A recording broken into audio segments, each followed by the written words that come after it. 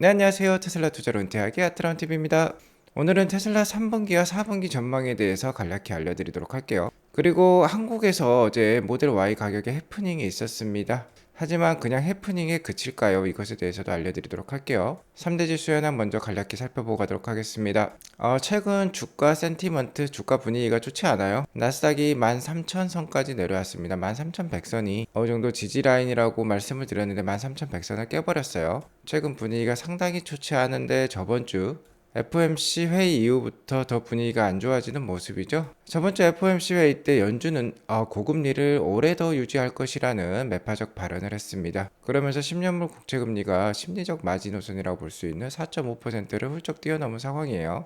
2007년 이후 최고치를 경신하고 있는 미국 국채 금리라고 볼 수 있겠습니다. 자, 이에 따라서 나스닥 위주로 지금 하락을 하고 있고요. 유가도 90불대를 보여주면서 나스닥에는 그렇게 좋지 않은 영향을 주고 있다고 볼 수 있겠어요. 자, 그리고 오늘은 월가의 황제라고 일컬어지고 있는 제이미 다이먼 JP 모건 CEO가 7%대 금리를 언급을 했습니다. 현재 미국 기준금리가 5.5%니까 상당한 괴리가 있다고 볼 수 있겠죠. 다이먼 회장은 이날 한 인터뷰에서 금리가 3%에서 5% 오를 때보다 5%대에서 7%로 인상되는 것이 훨씬 고통스러울 것이라면서 전 세계가 금리 7%에 준비가 되어 있는지 모르겠다라는 정말 강력한 매파적 발언을 했어요. 자, 이러면서 정말 투심을 크게 악화시켰다라고 볼 수 있겠습니다. 그리고 최근에 미국 정부의 셧다운 우려가 좀 커지고 있어요. 미국 정치권의 갈등으로 미국 의회가 예산안을 처리를 해주지 못하고 있는데요. 이달 말까지 예산안을 처리하지 못하면 미 연방정부의 업무가 일시적으로 중단되는 셧다운이 발생한다고 합니다. 미국 정부는 의회가 10여 개가 넘는 세출 법안에 대해서 막판까지 합의에 도달하지 않으면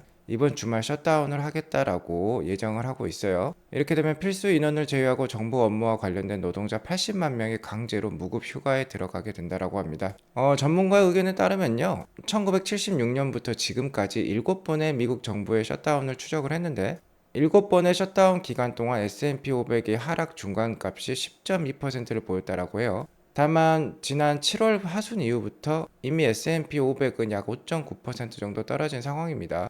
그러면 추가적으로 지금부터 한 4% 정도 더 떨어질 수 있다라고 우리가 예상을 해볼 수 있겠는데요. 아무튼 현재 투심은 상당히 악화된 상황이다라고 볼 수 있겠어요.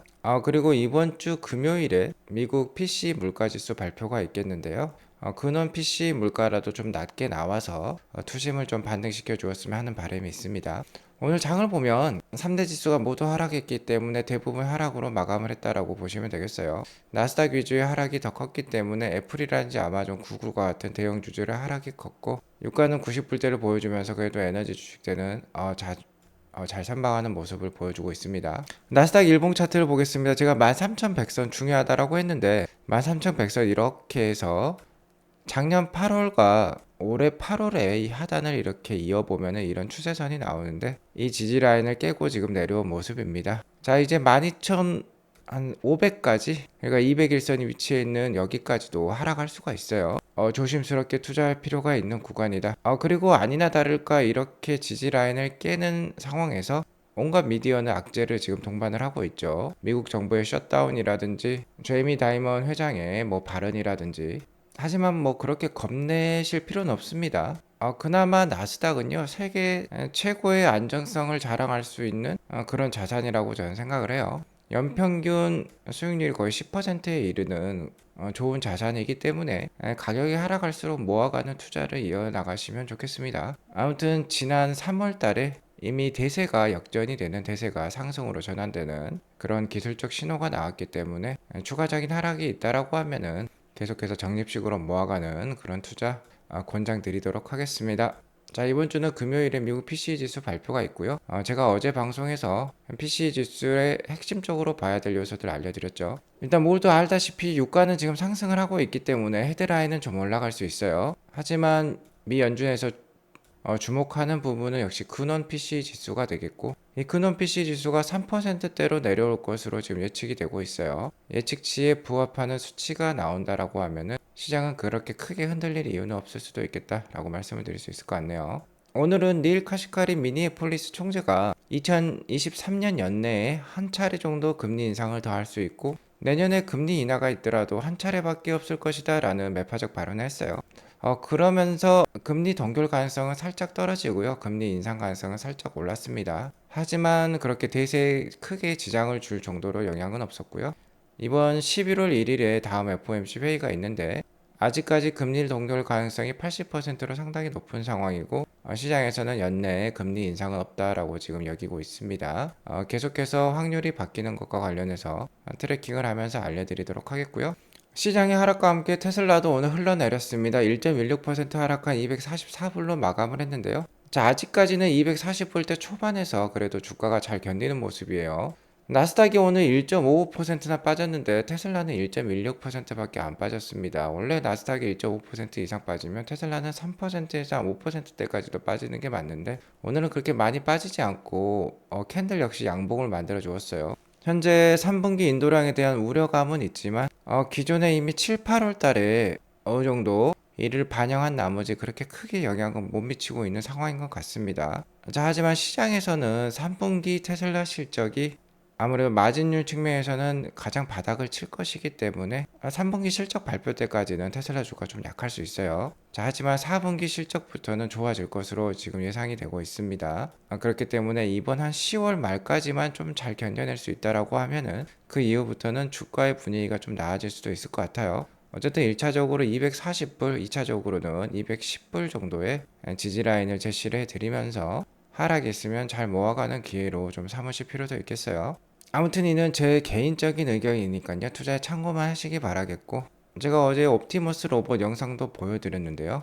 어쨌든 길게 보면 우리에게 가장 큰 수익을 안겨줄 주식으로 역시 테슬라를 꼽을 수 있겠습니다. 길게 보고 투자를 해 나가시면 좋겠고요. 어제 EV 볼륨스라는 한 기관에서 테슬라의 3분기 인도량을 48만 대를 제시하면서 충격적인 숫자를 발표했다라고 말씀을 드렸는데요. 오늘은 좀 다른 의견이 나와서 알려드리도록 할게요. 테슬라의 대표적인 불세력 애널리스트 중에 한 명이죠. 뉴스트리트 리서치의 피에르 페라구가 테슬라 3분기 인도량에 대해서 발표를 했어요. 43만 8천 대를 발표를 했습니다. 좀 전에 말씀드렸던 48만 대와는 상당한 격차가 있는 숫자죠. 현재 기관들의 컨센서스가 46만 2천 대입니다. 이것보다도 5%나 낮은 43만 8천 대를 제시를 했어요. 대표적인 불세력 애널리스트도 이렇게 약하게 얘기하고 있는 거 보니까 상당히 정말 숫자가 낮게 나올 수도 있다라는 점은 명심하실 필요가 있겠습니다. 자, 그리고 정말 44만 대 이하가 나온다고 하면요. 43만 8천 대 정도가 나온다고 하면 테슬라의 2분기 그러니까 올해 2분기 실적이 46만 6천 대였는데 이것보다도 6% 감소. 다만 작년 3분기 그러니까 전년 동기보다는 27% 증가하는 수준이라고 보시면 되겠어요. 테슬라가 연에 거의 한 30에서 50% 정도 성장을 보여주려고 하고 있기 때문에 27% 성장은 좀 약하다라고 볼 수 있겠죠. 자, 그러니까 48만 대는 솔직히 어려울 것 같고요. 한 44만 대만 좀 넘겨주었으면 하는 바람은 좀 있습니다. 그리고 한 44만 대 수준이 나올 수 있다라고 또 한번 예상을 할 수 있는 이유가요. 자, 어저께 9월 4주차 중국 로컬 판매량이 나왔어요. 테슬라 차님과 중국 트위터 분에 의하면 13,300대가 전주에 중국에 인도가 된 것으로 지금 나오고 있는데요. 자, 일단 9월달 들어서 이달 들어서 가장 큰 판매량이 나왔습니다. 모델 3 하이랜드 판매가 없이 판매량이 그래도 다시 올라온 것은 환영할 만한 부분이라고 볼 수 있겠어요. 자, 이를 덮여로 보면은 이런 모습입니다. 이렇게 최근에 주마다 계속 하락하는 추세를 보여주었는데 3분기 12주차가 되면서 판매량이 13,000대 이상으로 올라왔어요. 다만 기존 분기에 비해서는 아직도 좀 미약한 흐름이라고 볼 수 있겠죠. 자, 이는 당연히 잘 아시다시피 모델 3 리프레시 업그레이드에 따른 생산량 감소에 따라서 판매할 물량 즉 모델 3가 판매할 물량이 적어졌기 때문에 인도량도 떨어진 거예요. 아무튼 3분기 등록 건수 누계로 봤을 때는 지금 13만 4천 대가 나오고 있습니다. 현재 역대 최고 분기 중국 로컬 판매량을 기록했던 2분기가 15만 6,700대를 납품을 했는데요. 일단 15만 6,700대하고 지금의 누계하고는 약 한 2만 2천대, 2만 3천대 정도 차이가 난다라고 볼 수 있겠네요. 다만 테슬라가 그간 올해 들어서 2만 대 이상 납품한 적이 없습니다. 주간 납품 판매량이. 그렇기 때문에 당연히 2분기를 넘어서기는 힘들 것으로 판단이 되고요. 트로이 테슬라이크가 3분기 인도량을 44만 2천 대로 지금 예상을 하고 있는데 중국 로컬 판매량을 지금 15만 2천 대 정도로 보고 있어요. 자, 그러면 15만 2천 대에서 13만 4천 대 현재 누계의 판매량을 빼면 18,000대가 나오는데요. 지금 3분기가 한 주밖에 안 남았습니다. 한 주밖에 안 남은 가운데 18,000대를 인도를 할 수 있을까요? 18,000대 역시 어려울 수 있습니다. 현재 3분기 들어서 가장 많이 판매했던 주가 17,000대를 판매를 했거든요. 그런데 18,000대는 이를 뛰어넘는 숫자이고 현재 판매할 수 있는 모델 3 재고가 거의 없어요. 현재 주간 판매량은 대부분 모델 Y로 이루어지고 있다고 볼 수 있습니다. 모델 3는 리프레시 모델이 10월 달부터 판매가 본격적으로 될 예정이니까 기존에 구 모델 3를 판매를 해야 되는데 그 판매할 재고가 없기 때문에 이 트로이 테슬라이카 예상하는 이 44만 2천 대도 안 나올 수도 있는 지금 상황이 펼쳐지고 있는 거예요.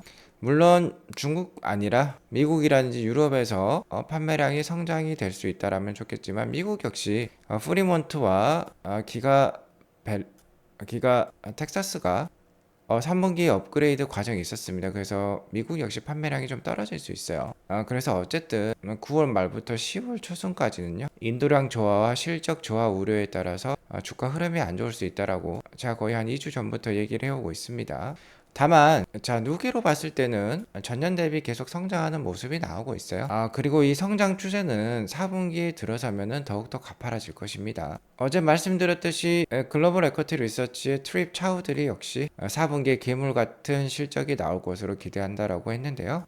이 애널리스트는 미국 공장을 수시로 드나드는 분으로 유명합니다. 그래서 현지 공장 사정을 누구보다도 잘 알고 계신 분인데요. 3분기 프리몬트 공장의 폐쇄가 예상보다 짧았다라고 지적을 하고 있어요. 이런 것들을 보면은 괴물 같은 4분기 실적이 기대된다라고 하고요.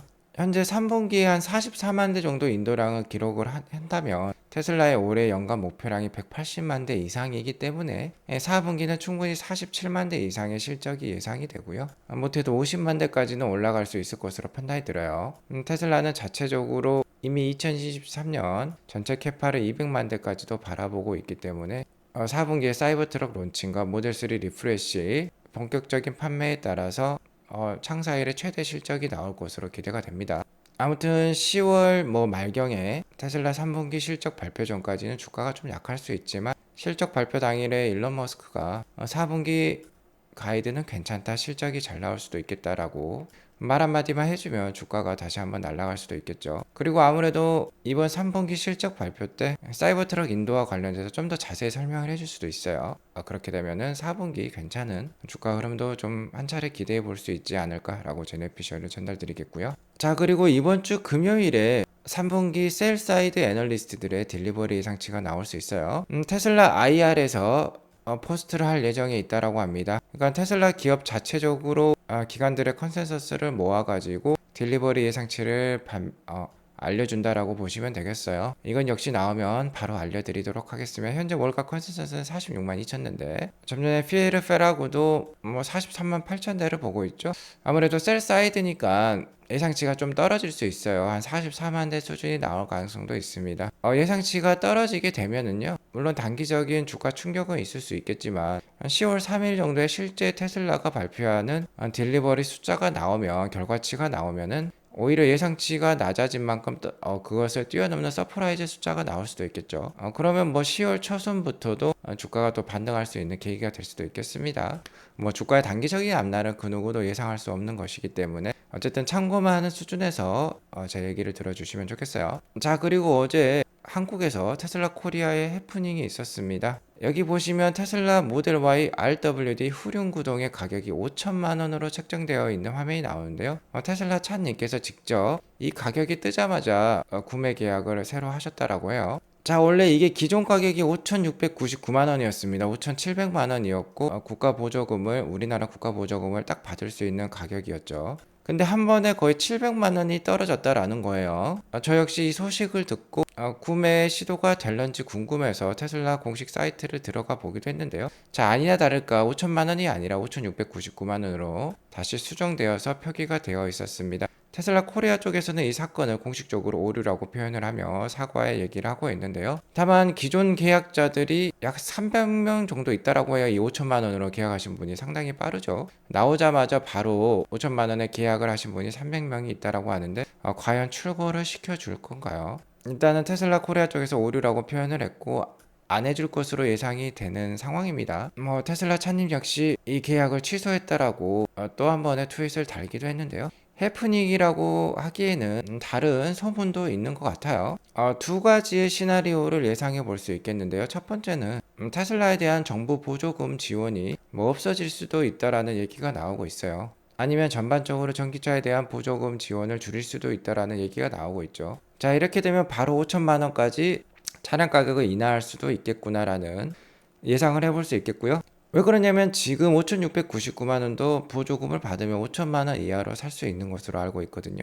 자, 그러니까 이를 미리 대비하는 테슬라의 어떠한 홈페이지 내에 소스 코드가 숨어져 있는 것이지 않겠느냐라는 예상이 있고요.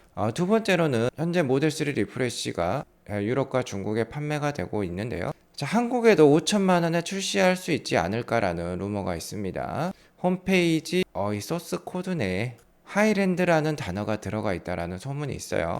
자, 이게 모델 Y로 잘못 표현이 되면서 5천만 원에 나왔다라는 얘기도 있으니까 참고하시기 바라겠습니다. 자, 그리고 어제 일론 머스크는 헝가리 대통령을 만나기도 했네요. 이렇게 사이버 트럭을 시승을 시켜주기도 했어요. 일론 머스크는 카타린 노박 헝가리 대통령과 함께 기가 텍사스에서 이렇게 만남을 가졌습니다. 자신의 아들 중 하나인 엑스를 소개를 시켜주면서 같이 공장 내부를 견학을 하기도 했는데요. 우크라이나 전쟁과 함께 출산율에 대해서도 심도 깊은 대화를 나눴다라고 합니다. 지속적인 평화가 필요하고 아이를 갖는 것이 세상을 구하는 일이다라는 얘기를 나눴다라고 합니다. 어쨌든 중요한 점은 일론 머스크가 거의 최종 버전에 다다른 이 사이버 트럭을 시승을 시켜주었다라고 해요. 자, 사이버 트럭 론칭 정말 얼마 남지 않았습니다.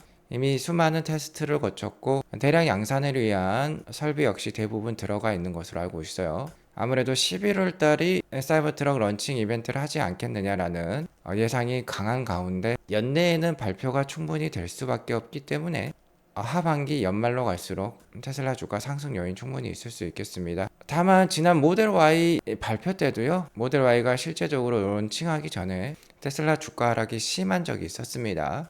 주가가 크게 상승하기 전에 메이저 세력들이 주가를 크게 하락시키기도 하니까 그 부분은 어느 정도 염두를 해두면서 투자를 이어나가시면 좋겠어요. 테슬라 미국 주식의 변동성에 너무 힘드시면요, 아트론TV 유료 멤버십 가입을 하셔가지고 중장기 투자 마인드 향상에 많은 인사이트를 받아보시기 바라겠습니다. 많은 회원님들이 실제로 큰 도움을 받아 가시면서요, 불안하지 않은 즐거운 투자 이어나가시고 계세요. 꼭 한번 가입하셔가지고 즐거운 투자 함께 하시면 좋겠습니다. 오늘 이것으로 방송을 마치겠고요. 오늘 방송이 도움이 되었으면 구독과 좋아요 알람 설정 꼭 눌러주세요. 행복한 하루 되시기 바라겠습니다. 감사합니다.